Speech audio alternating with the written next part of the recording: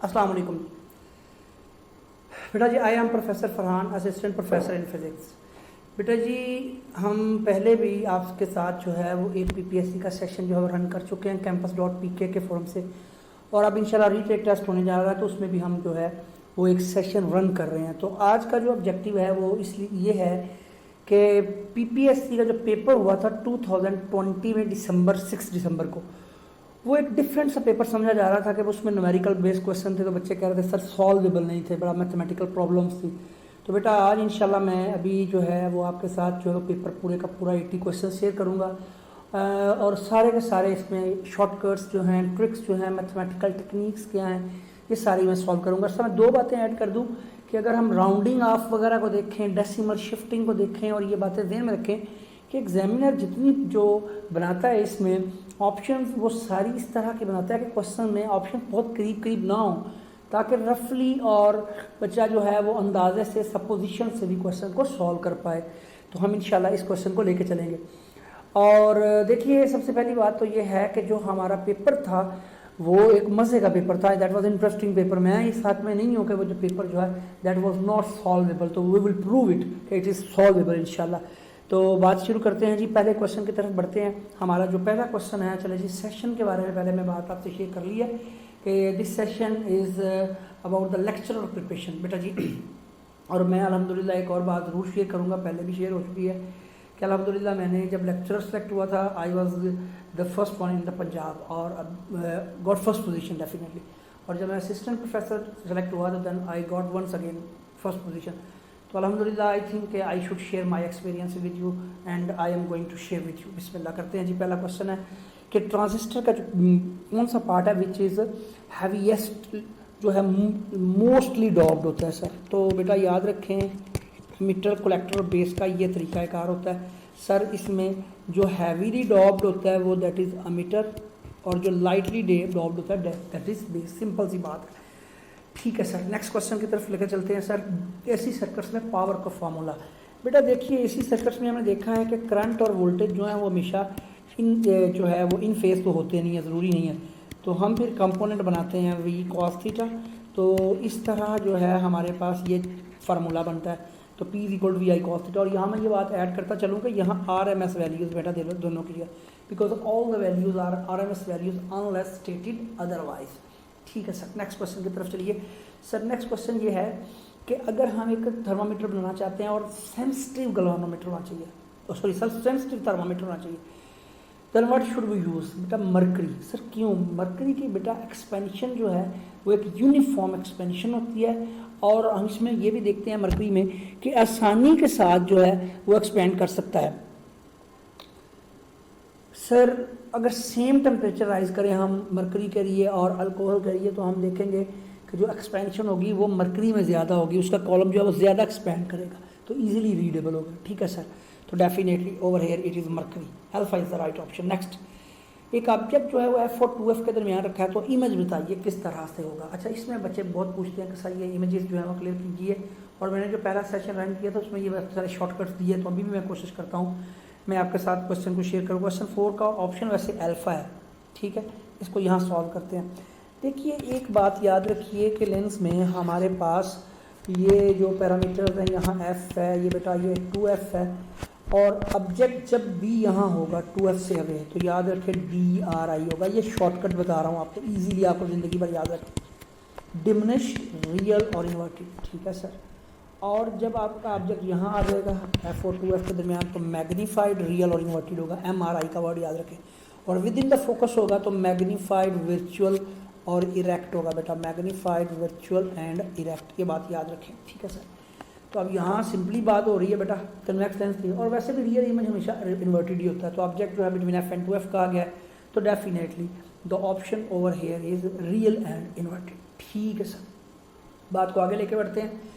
अच्छा, पहले सेशन में मैं 40 क्वेश्चन शेयर करूँगा, और फिर नेक्स्ट में 40, क्योंकि बहुत सारे क्वेश्चन हैं तो जो है लंबी वीडियो बनेगी, तो मैं थोड़ी स्पीड से भी चल रहा हूँ, बिकॉज डेफिनेटली आप लोग पढ़े लिखे लोग हैं माशाल्लाह, MSc, MPhil और PhD लोग होते हैं आप लोग, तो छोटे छोटे हिंट्स आपसे शेयर करने हैं सिर्फ। क्वेश्चन नंबर है 5।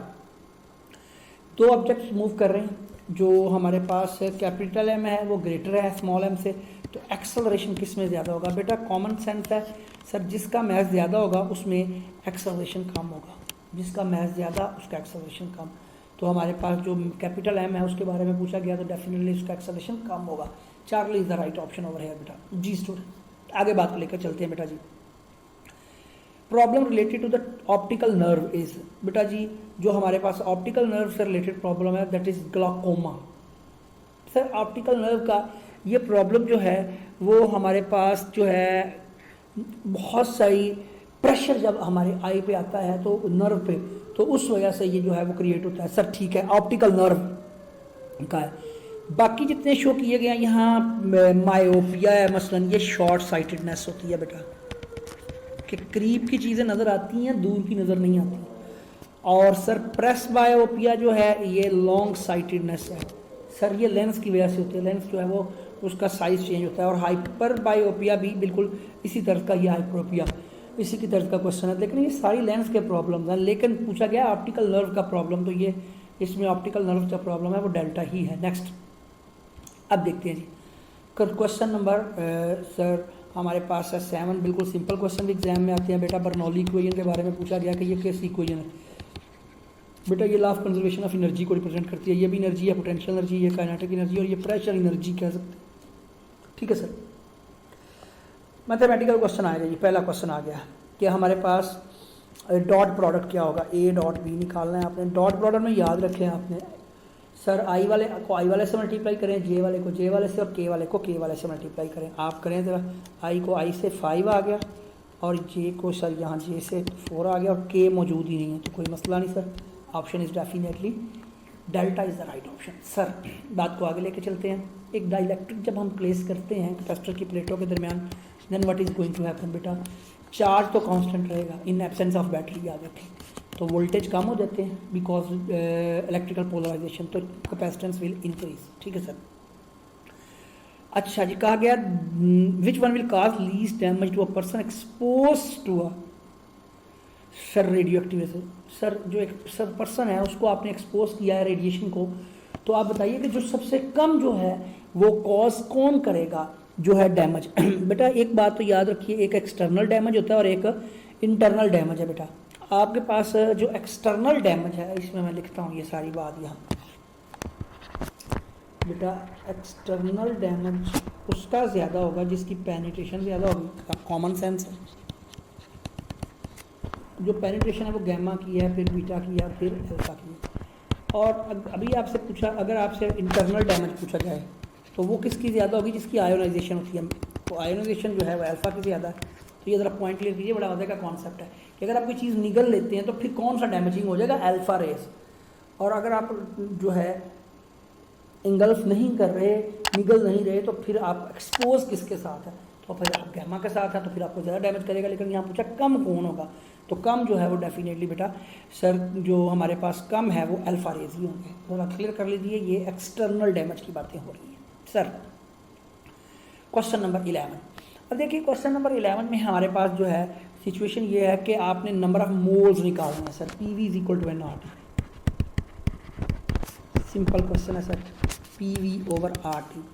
अब आप सिंप्लीफाई कीजिए बेटा। वैल्यूज जो हैं वो हमारे पास है 100 और ये आ गया 100 इंटू 10⁻⁻6 है। आर की वैल्यू 8.314 है और ये 293 आ जाएगा आपका जो टेम्परेचर है। आप लोग इसको सिंप्लीफाई करेंगे तो अब आपने जब आप इसको सिंप्लीफाई करना है बेटा जी, तो then how we are going to simplify बेटा। देखिए ये आ जाएगा आपके पास 10⁻⁻, ये 4 है और ये -6 है, तो ये -2 बन जाएगा। ठीक है। अब 8.34 है और साथ हमारे पास बेटा 293 है ऑलमोस्ट। अब आपको इन दोनों को मल्टीप्लाई करना पड़ेगा, ये आ जाएगा 2344 सिंपली सर। ठीक है।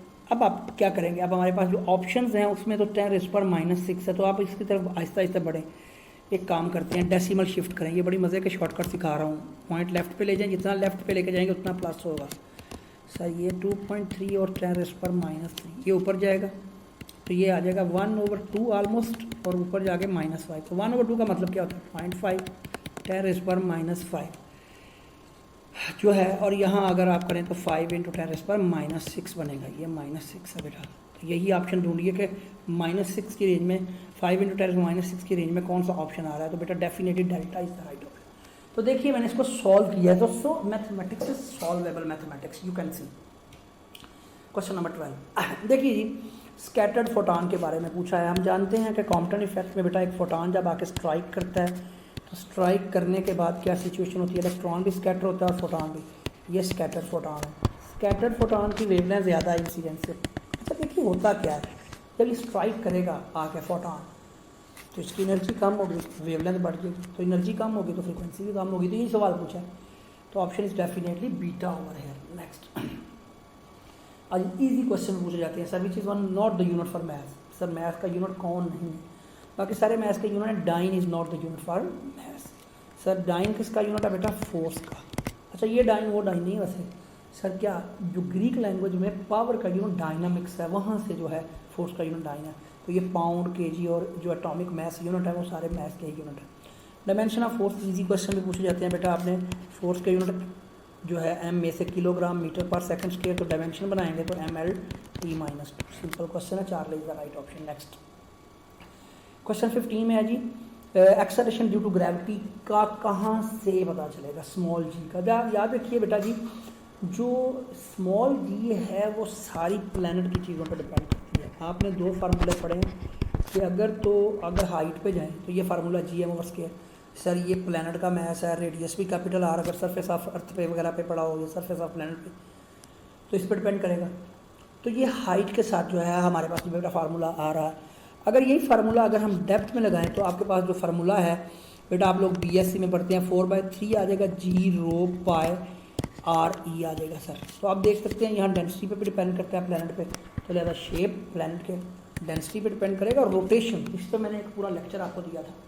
आप जानते हैं कि रोटेशन जो है उस पर पूरा लेक्चर मैंने दिया कि रोटेशन कैन अफेक्ट। तो रोटेशन का इफेक्ट कहाँ होता है, इक्वेटर पे, पोल पे नहीं होता सर। पोल के गिर तो अर्थ रोटेट कर रही होती है, तो there is no effect on the value of G on the equator. Anyhow rotation can affect the value of जी।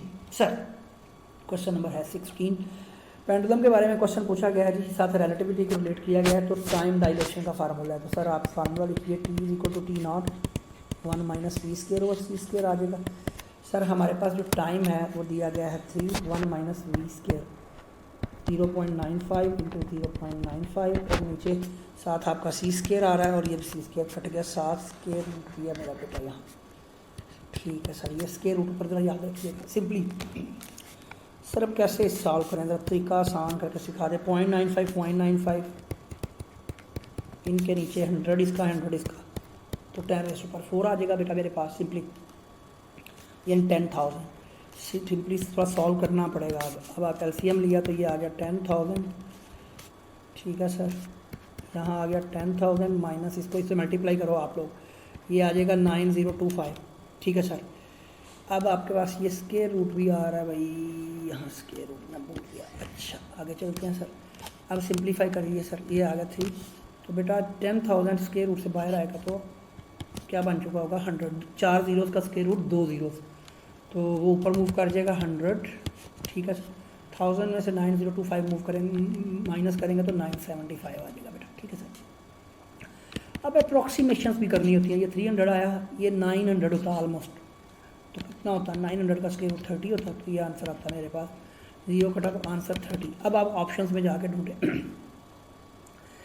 अब आपके पास ये सिचुएशन ये है कि बेटा सर मैं क्या करूँ, कट जाएगा तो यह सर ये आ गया 10, तो ऑप्शन में ढूंढे कौन है, तो बेटा दूर दूर ऑप्शन दी हुई हैं, तो 9.60 का मतलब ऑलमोस्ट 10 ही है, तो definitely option over here is the delta. Next question number 17, reactance दी गई है इंडक्टर की और कैपेसिटेंस दी गई है, एक और बताओ कब वो सेम होंगे। तो असल में रेजोनेंस फ्रीक्वेंसी वो आपसे पूछना चाह रहे हैं। ठीक है सर, 1/2 पाई LC², 2 पाई। अब आपने इंडक्टेंस की वैल्यू बेटा लगानी है पहले।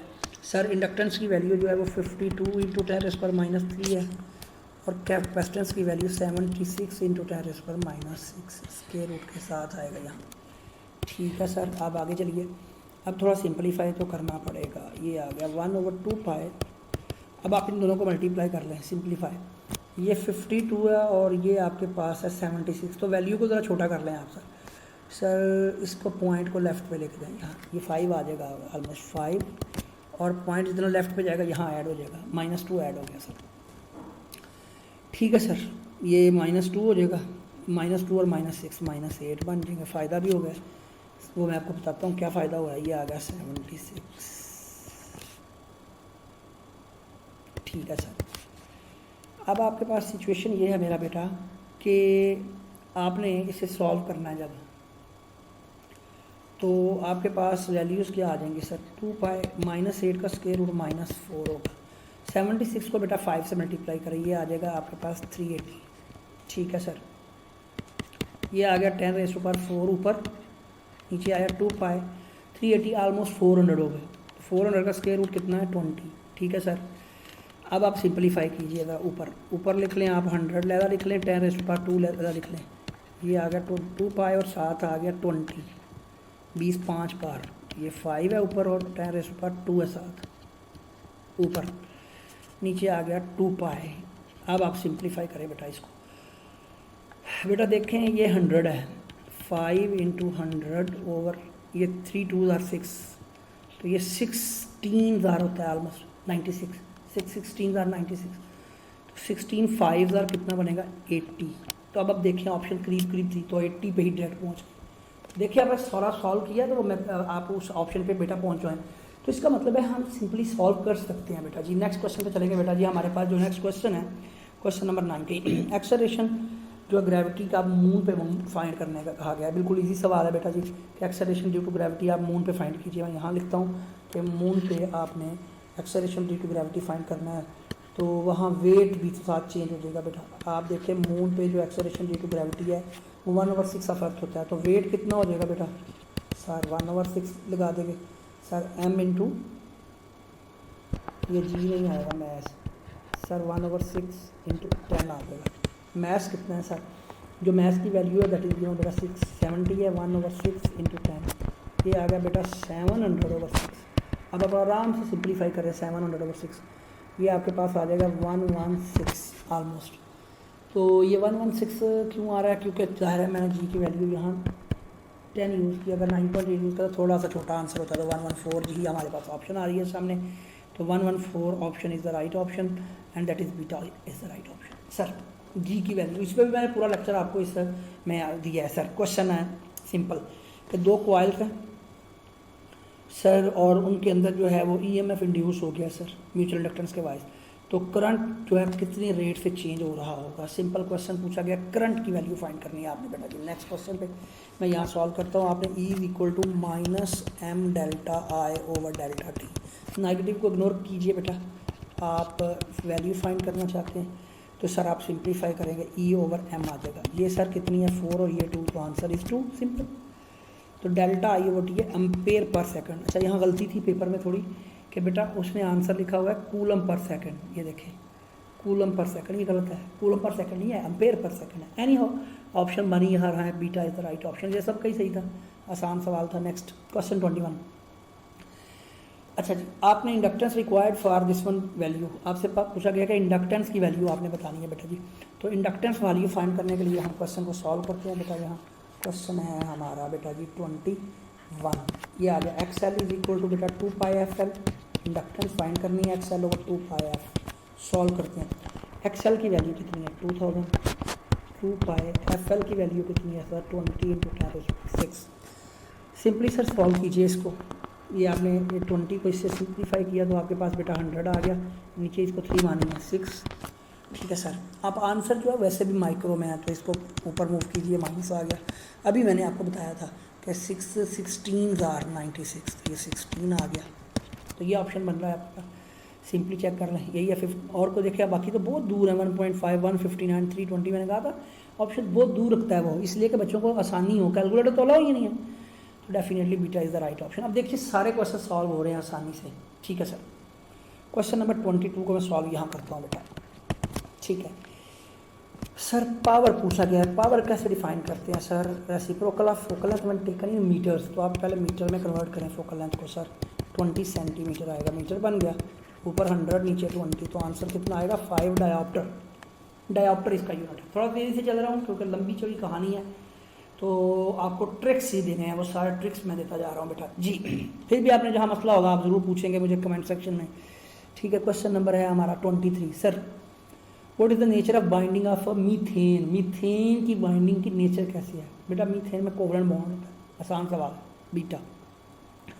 सर जो है सोलेनॉइड के मतलब क्वेश्चन पूछा गया है कि आपने उसकी मैग्नेटिक फील्ड फाइंड करनी है, तो ज़रा यहाँ सॉल्व कर लेते हैं। B=μ0 Ni, स्मॉल एन आपको पता है n/L के बराबर होता है, number of turns per unit length. Solve करते हैं 4 पाई × 10⁻⁷ μ0 की वैल्यू है, नंबर ऑफ टर्न्स है 10/cm, -2 आ गया, और करंट जो है वो 5 है, ठीक है सर। अच्छा ऑप्शन भी देख लिया करें, मिली टेस्ला में बाद बताते हैं ऑप्शन थोड़ा आसानी करती हैं हमारे लिए, तो इसका मतलब है -3 को हम ऊपर मूव करेंगे आहिस्ता आहिस्ता सर, ठीक हो गया सर। सर इसको आप ऊपर लेके चलिए ज़रा सिंपली, तो ये आ जाएगा मेरे पास, ये आ जाएगा 20 पाई, ये 20 पाई सिंपली आ गया, ये -5 और ये कट के -4 आ गया सर, ठीक है सर। अब आप इसको मल्टीप्लाई कीजिए, ये 3 माने इसको, तो ये आ गया 60 ऑलमोस्ट बेटा, ये हमारे पास 60 ही बनेगा ना, ठीक है। यहाँ आप एक और काम करेंगे, ज़रा मज़े का काम है, ये -3 कर लें इसको, तो ये बेटा 3.14 है, 3.14 मल्टीप्लाइड बाई 2 6.2 है, एग्जैक्ट आंसर आ रहा है 6.2 मिली टेस्ला। आला हो गया सर, बहुत आला हो गया। नेक्स्ट चलिए कहानी को लेकर, नेक्स्ट क्वेश्चन 25। अच्छा जी क्वेश्चन नंबर 25 में आपसे पूछा गया है कि अनसर्टेनिटी जो है वो पूछी गई है मोमेंटम ऑफ ऑब्जेक्ट में, ठीक है सर। तो अब आपने और कहा गया है कि ये जो हमारे पास पोजीशन मोमेंटम अनसर्टेनिटी के आपने कॉन्सेप्ट को यूज़ किया गया है सर। कहा गया है कि uncertainty the position determine the minimum uncertainty. Minimum uncertainty का मतलब क्या है? ज़रा यहाँ सवाल को मैं 25 क्वेश्चन है, यहाँ मैं लिखता हूँ question 25, delta P delta x equal और ग्रेटर देन एच काट होता है हमारे पास। तो जब मिनिमम पूछा तो इक्वालिटी आ जाएगी, delta P X delta is equal to बेटा किसके बराबर आ गया? सिंपली बेटा एच काट। और मोमेंटम की अनसर्टेनिटी है तो बेटा ये आ जाएगा h/2 पाई और multiplied by delta x. Delta x की वैल्यू कितनी दी गई है जी? 15 × 10⁻11 डायरेक्टली लगाएं, 6.63 × 10⁻34 2 पाई × 15 × 10⁻11। अच्छा अब सॉल्व कैसे करना है? अब हम सिंपली सॉल्व करके लेके चलते हैं इसको, किस तरह से हम लेके चलेंगे। अच्छा कभी कभी राउंडिंग ऑफ से बड़ा फ़ायदा होता है, आसानी हो जाती है चीज़ों में बहुत ज़्यादा। देखिए 6 पॉइंट जो से आगे जो है वो 5 से बड़ा है तो पिछले वाले में एक ऐड करें, 7 आराम से सीखे राउंड, ठीक है सर। अब इसको ऊपर मूव किया तो ये आ गया -23 सर, ठीक हो गया। नीचे जो है हमारे पास वैल्यू कितनी है सर? 1.5 है सर, ये 1.5 वैल्यू, ठीक है सर, इट इज़ 1.5। तो अब 1.5 को ऑलमोस्ट आप ये कितना है 6.28 और इसको आप 1.5 को 2 लिख लें अंदाजे, ठीक है सर। अब आपके पास जो वैल्यू है वो किसके बराबर आएगी सर? सिंपली आपने इसको 6.28 को भी राउंड ऑफ करें ना बेटा, करें थोड़ा सा और इसको आप करना पड़ेगा, 7/6 कर लें इसको और ये 2 आ जाएगा -23 सर। सिंपलीफाई कीजिए, 7/12 आ गया, 7/12 ऑलमोस्ट 0.5 होगा, 7/10 माने ना सर, ठीक है सर 0.5 आ गया ऑलमोस्ट। 6/12 कर लें, 6/12 और ये आ गया -23। अच्छा अभी भी ऑप्शन जो हैं वो इसमें रेंज में नहीं है, ये 5 × 10⁻24 बनेगा। तो आप ऑप्शन चेक करें किस में है, यही है जी, देख लें 1.7 बहुत दूर है, 0.8 हो नहीं सकता, 7 बहुत दूर है, तो 5 की रेंज में ये आंसर आ गया, तो यही है -24, ठीक है सर। अब जी क्वेश्चन 26 के 2 पैरेलल वायर्स जो हैं अपोजिट डायरेक्शन में करंट कैरी करें तो क्या करते हैं बेटा? स्ट्रॉन्ग मैग्नेटिक फील्ड होता है दरमियान में, उनके इर्द गिर्द मैग्नेटिक फील्ड वीक हो जाता है, तो ये क्या करेंगे? एक दूसरे को रिपेल करेंगे। अगर कोई पूछे क्यों रिपेल कर रहे हैं, because of charge? No, it is because of magnetic force जी। क्वेश्चन नंबर है बेटा 27, सिंपल सवाल है, एक हमारे पास सफ़ेयर है, तो क्वेश्चन 27 यहाँ सॉल्व कर लेते हैं। एक सफ़ेयर है, वॉल्यूम है 4/3 pi r³, volume is proportional to r³। अगर रेडियस 3 टाइम्स बढ़ा दें तो वॉल्यूम कितना बढ़ जाएगा? सिंपली बेटा 27 टाइम्स हो जाएगा, simple is that, it is too much simple. तो इजी क्वेश्चन भी आते हैं एग्जाम में। नेक्स्ट, अच्छा जी मैकेनिक्स की दुनिया के बहुत सारे सवाल होते हैं, तो अब जो मैं नया सेशन रन कर रहा हूँ उसमें मैंने मैकेनिक्स को बहुत फोकस किया हुआ है, यू वुड सी। तो आप लोग जो है वो मैकेनिक्स के क्वेश्चन ज़रूर सिंप्लीफाई करें। देखिए जी एक हमारे पास कहा गया है कि एक मोटरसाइकिल है, टकरा गया है और फिर रेस्ट पे आ गया है, तो बताइए उस पर एवरेज फोर्स कितनी लग रही है सर? Question number 28। अब आपने जब मोटरसाइकिल जो है वो स्टॉप हो गया सर, तो आपने उसके ऊपर क्या लगा दिया sir, force F is equal to delta P over delta t. Sir ये आ गया, एम वी कर लें आसानी के लिए, तो मैथ जो है वो 200 है और आंसर चेक करें किलोमीटर पर आवर में, लिहाजा इसको मीटर पर सेकंड में कन्वर्ट ना करें, आंसर चेक कर लिया करें यूनिट्स, अब कन्वर्ट ना करें। ठीक है सर, नीचे टाइम कितना है 0.51, तो बड़ा आसान है जी, बिल्कुल सिंपल है। 6 इंटू 10⁵ और ये 10 ऊपर जाएगा सर, तो ये आ गया हमारे पास 6 इंटू 10⁵, ये कितना था पहले 6 1 2 3 थी, सॉरी मैंने, ये आ गया 6 इंटू 10⁴। सिंपल सवाल है, बिल्कुल सिंपल है। इसका मतलब बेटा मैथमेटिक्स इज सॉल्वेबल, मैथमेटिक्स आसानी से हम चीज़ों को सॉल्व कर सकते हैं जी। नेक्स्ट, अच्छा जी क्वेश्चन है हमारा बेटा जी 27 हो गया, 28 भी हो गया, तो अब तो आसान हो गया काम। क्वेश्चन नंबर 29 पर चले गए और ये बड़ा खूबसूरत सवाल है, मैंने इस पर बहुत लंबा चौड़ा लेक्चर दिया था सर, कि याद रखें जब भी हम गिरते हैं we fall opposite to acceleration. बहुत खूबसूरत कॉन्सेप्ट देने लगा। एक चलती हुई कार रुके बेटा, ये कार इधर जा रही है, रुकी है एकदम, क्या करेंगे, एक्सेलरेशन पैदा होगा इधर को। सर हम कहाँ गिरेंगे बेटा, हम एक्सेलरेशन के अपोजिट ही गिरते हैं हमेशा, तो आप पीछे गिरेंगे। सर चेक करें ऑप्शन क्या है, if the driver in the travelling suddenly accelerate, अच्छा सॉरी उसने तो क्या कह दिया कि एक्सेलरेट करता है एकदम, तो एक्सेलरेट जुमला उल्ट लिख दिया कि एक्सेलरेट कर दे तो फिर क्या होगा सर। तो ये तो हमारे पास है सर, ये तो मैंने बात कर दी थी स्टॉप के लिए, अभी एक्सेलरेट की भी बात कर लेता हूँ। अगर यही गाड़ी हो इसको थोड़ा स्पीड अप कर दें तो अब क्या होगा सर, जब भी वेलोसिटी बढ़े तो वेलोसिटी और एक्सेलरेशन सेम से मतलब होते हैं, तो हमने किधर गिरना है, फॉरवर्ड तो बैकवर्ड। मैंने 2 MCQ करवा दिए, क्लियर कर लें कि अगर गाड़ी एक्सेलरेट होगी तो एक्सेलरेशन आगे है, आप पीछे गिरोगे, और अगर गाड़ी सर रुक गई है तो एक्सेलरेशन जो है वो अपोजिट हो रहा होगा और आप आगे गिरेंगे। दोनों MCQs मैंने करवा दिए हैं बेटा यहाँ, ठीक है सर। नेक्स्ट चलिए, शॉर्ट क्वेश्चन नंबर 3.6 में ये आइडिया है ना आपकी बुक में फर्स्ट ईयर की। अच्छा जी, अब आगे चलते हैं बेटा, बल्कि पीछे कुछ सवाल है। अच्छा क्वेश्चन नंबर 30 रहता है सर, ऑक्सीजन का सिंपली पूछना चाह रहा है वो, क्या भाई एक जो है उस मोल में सर, वो आपसे एक मोल में ऑक्सीजन में नंबर ऑफ मॉलिक्यूल्स पूछना चाह रहा है। सिंपल बात है, एक मोल में मैं इधर ही कर देता हूँ, एक मोल में नंबर ऑफ मॉलिक्यूल्स पूछ रहा है, ठीक है सर। तो एक मोल में कितने होते हैं 6.022 इंटू 10⁻23। तो अगर ऑक्सीजन का एक मोल है तो उसका मैस लिखेंगे आप कितना है 32 ग्राम में, तो 6.022 10⁻23 हो जाएगा। सिंपल सवाल है, बिल्कुल ही सर। ये बात मुकम्मल हो गई, हाला हो गया सर। आगे चलिए क्वेश्चन लेकर, क्वेश्चन नंबर 30 भी कंप्लीट हो गया। 31, एनर्जी गैप सेमी कंडक्टर में। सर इंसुलेटर में एनर्जी गैप बहुत ज़्यादा होता है, कंडक्टर में कम होता है, और सेमी कंडक्टर में दोनों के दरमियान होता है। Beta is the right option. Kilo watt hour, समझ लें ये यूनिवर्सल क्वेश्चन है, समझ लें ये PPSC में बहुत आया किसी ज़माने में 2012 में जब हमने पेपर दिया था तब भी आया था। तो ये किलो वाट आवर पे मैं 5-7 बातें कर लेता हूँ आगे। अच्छा यहीं कर लेते हैं, ये देखें पावर होता है W/T, तो W किसके बराबर आएगा, पावर इंटू टी। पावर का यूनिट वॉट, टाइम का यूनिट सेकंड, वर्क के सामने आ रहा है एनर्जी। तो कोई पूछे वॉट सेकंड किसका यूनिट, एनर्जी, बड़ा यूनिट करें किलो वाट आर, तो किलो वाट आर किसका यूनिट है, energy. Kilo watt minute energy, kilo watt day energy, megawatt day, megawatt day ये ग्रिड स्टेशन वाले यूज़ करते हैं, वैसे मैं आपके बता दूँ, ठीक है। तो सर एवरीथिंग इज़ क्लियर। चलते हैं आगे 33, वर्क फंक्शन जो है वो गिवन है, ठीक है सर। और आपका पूछा गया फाइंड द मिनिमम फ्रीक्वेंसी, आपने फाइंड करनी है मेरा बेटा। तो sir how you are going to find the frequency, बेटा जी फ्रीक्वेंसी हम फाइंड कर लेते हैं, बड़ी आसानी से फ्रीक्वेंसी फाइंड कर सकते हैं। हमारे पास जो है वो इक्वेशन मौजूद है, क्वेश्चन नंबर 33 यहाँ आराम से सॉल्व करते हैं मेरा बेटा। अच्छा जी, अब देखिए वर्क फंक्शन का फार्मूला आपने पढ़ा है, phi is equal to HF0, तो ये फाई ओवर H आ गया।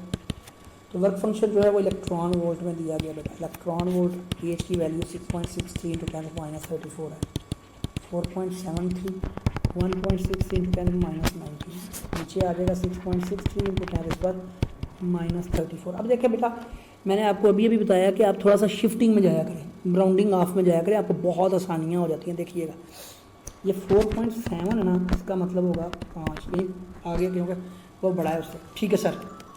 तो अब हमारे पास जो है सर, आप सिंपली बेटा जी एक सेकंड में एक लाम जो है ये 6.6 है, इसको 7 मानिए, ठीक है। ऊपर जो है हमारे पास बेटा क्या वैल्यू है, ऊपर जो वैल्यू है बेटा दैट इज़ 1.6, ठीक है सर, 1.6 है ऑलमोस्ट।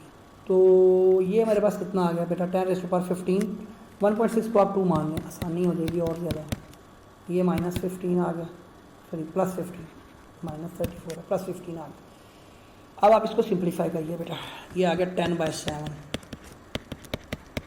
अब 7 को 10 पे डिवाइड करें आप सिंपली बेटा, तो आपके पास कितना आ जाएगा 1.4 × 10⁻15। बिल्कुल सिंपल एग्जैक्ट क्वेश्चन आ गया आपका बेटा। देख लें सारा क्वेश्चन मैं सॉल्व करके दिखाया आपको कि ये हमारे पास ऑप्शन जो है 1.4 × 10⁻15, ये 10 पावर है बेटा, ठीक है, वो इस तरह पावर पॉइंट में यूँ लिखी गई है। क्वेश्चन नंबर 34, बड़ा मज़े का क्वेश्चन है, इस पर भी मैंने पूरा लेक्चर दिया हुआ कि जी की वैल्यू किस तरह से चेंज की होती है।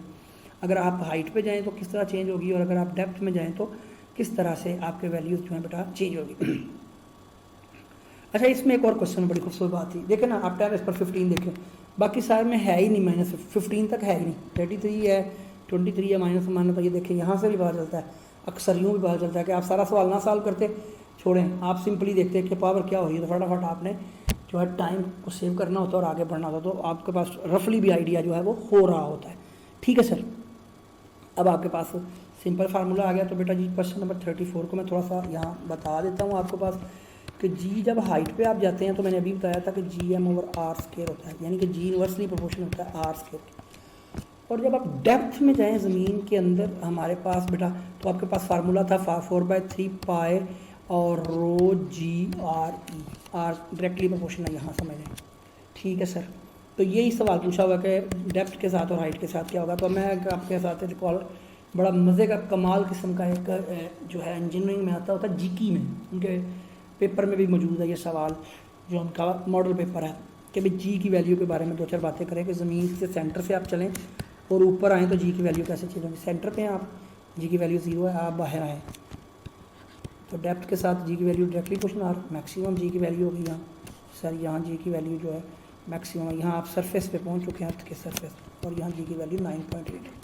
अब आप ऊपर जाएंगे तो जी की वैल्यू कम होगी विद इन्वर्सली विद स्क्वायर, तो लिहाजा याद रखें आप ऊपर भी जाएँ उतना ही नीचे जाएँ तो कहाँ जी की वैल्यू जल्दी चेंज होगी, ये भी याद रखें सर, ऊपर जाते हुए, क्योंकि inversely with square of distance आला होगा सर। कहानी को आगे लेकर बढ़िए। तो क्वेश्चन 34 में बेटा ऑप्शन में यही पूछा हुआ है कि बताइए कि इनसाइड और जो है ऊपर जाते हुए क्या होगा। ऊपर जाते हुए 1/r² होगा, बीटा ऑप्शन ठीक है।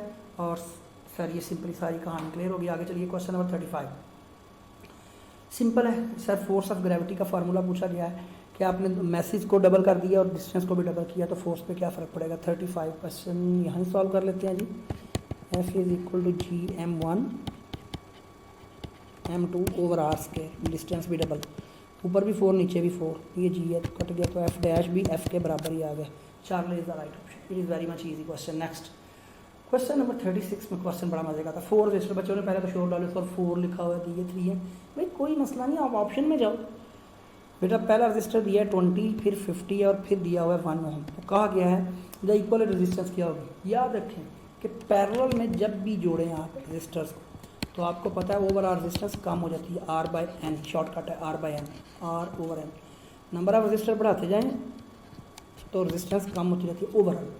तो लिहाजा जहाँ भी सर्किट्स में रेजिस्टेंस को कम करना मकसूद हो वहाँ पैरेलल में लगाते हैं। ठीक है सर। सर कितनी कम हो जाएगी, हाँ ये बहुत अच्छा सवाल है, कितनी कम हो जाएगी सर। जो सबसे छोटा रजिस्टर होगा उससे भी छोटी होगी। मैं यूँ लिखता होता हूँ R is smaller than the smallest one in the combination, equivalent resistance is smaller than the smallest one in the combination। तो कॉम्बिनेशन में सबसे छोटा कौन था, 1, तो आंसर उससे भी छोटा आएगा, delta is the right option. You got the point. Next question number 37 sir, rate of change of linear momentum. मजाक भी कभी कभी करता है वो पेपर में आपसे कि rate of change of linear momentum किसके बराबर है, फोर्स, जिसमें जाके आपको सुख का सांस आ रहा होता है जी।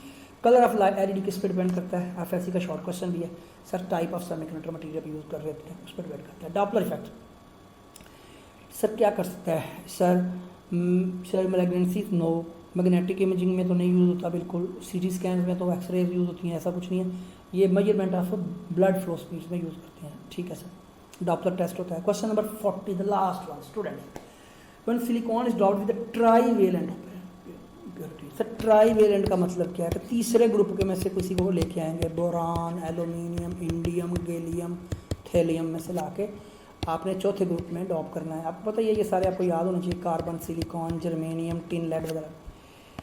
सवाल ये है कि ड्रॉप विद ट्राईवेलेंट इम्प्योरिटी। जब आप ट्राईवेलेंट इम्प्योरिटी लेके आएंगे तो वो जो ट्राईवेलेंट इम्प्योरिटी है वो क्या करेगी, वो इलेक्ट्रॉन लेगी, एक्सेप्टर का काम करेगी। इसकी बजाय अगर यहाँ 5वें ग्रुप में से नाइट्रोजन, फास्फोरस, आर्सेनिक, एंटीमनी और बिस्मत में से मैं कोई डालता तो वो इलेक्ट्रॉन देता, वो डोनर होता है, और ये वाले जो हैं ये एक्सेप्टर होते हैं। सर ठीक है, वो आगे की कहानी है कि आप जानते हैं कि 5वें को इसमें ड्रॉप करेंगे तो उसको एन टाइप कहेंगे और इसको ड्रॉप करेंगे तो उसको p type. Anyhow I have tried my best to convey each and every concept in an effective way, और मैंने ये प्रूव भी किया है कि मैथमेटिक्स जो है वो सॉल्वेबल मैथमेटिक्स, छोटी छोटी चीज़ों को आपने यूज़ करना होता है।